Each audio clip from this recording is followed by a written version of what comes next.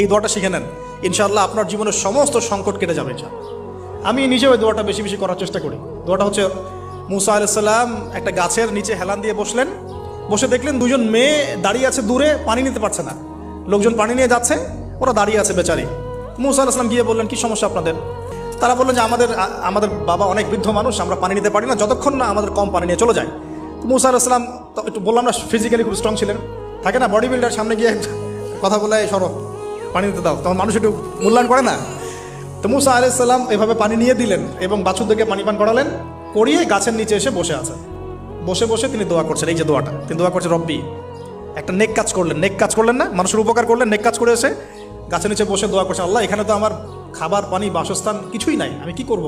রব্বি ইন্নি লিমা আনজালতা ইলাইয়া মিন খায়রিন ফাকির, রব্বি ইন্নি লিমা আনজালতা ইলাইয়া মিন খায়রিন ফাকির।